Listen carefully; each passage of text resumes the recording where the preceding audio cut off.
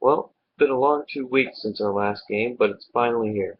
And after seeing how the Redskins played against the Giants last week, we should have this game in the bag. If you can give up 40 plus points to a team like the Giants, you can only wonder what our offense can do. Plus, with the primetime stage, where we are 10-1 with Carroll, a win by almost 18 points on average, I don't think the Redskins will be able to keep us down that much. Even Vegas has us favored by 7.5 points. Last time we were favored by more than 5 points, we put a whooping on the Packers, winning by 20. Our first matchup, got to go with the Hawk defense against Kirk Cousins.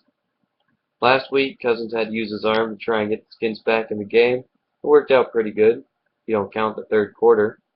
We figured that our defense would be the ones to pull something off like that, but got to give props to the Giant defense.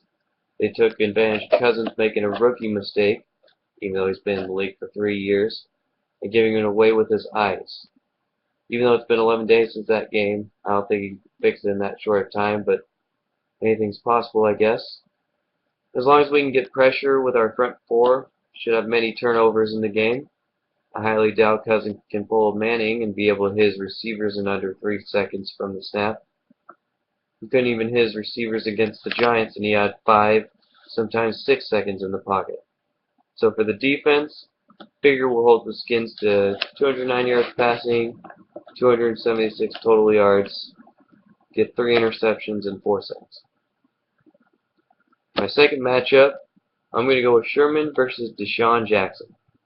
There's been a lot of trolling going on about how Sherman can only cover a side of the field, which is a shitload better than what 90% of other teams' defensive players could ever hope to do.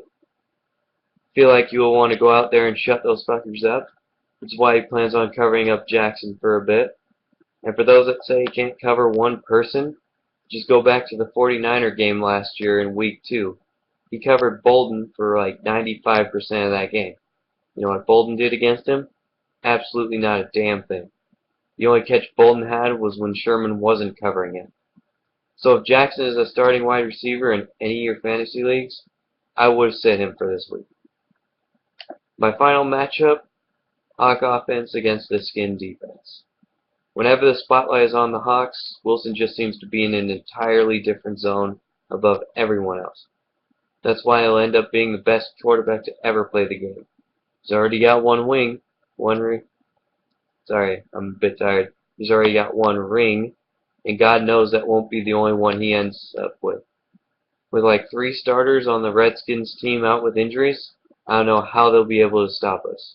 Hard to imagine we would have to punt at all this game, but in all likelihood, probably we'll have to at least once or twice. The only bright spot is their run defense. Yeah, you're 7th in the league in that category, but you've yet to face a top 10 rushing attack. The best is the Texans, who are 11th, and the Hawks are ranked number 2. And with a 3-headed beast of Lynch, Harvin, and Wilson, I don't think they have enough speed and toughness to keep us grounded. I would say Wilson throws for 283 yards, say 41 rushing yards, 3 touchdowns. Lynch will probably have like 123 yards rushing and a score. So my final prediction, Seahawks 44 and the Redskins 6. That's right, not a touchdown gives up. So, excited for the game. Can't wait to see what happens. I'll catch you guys next week.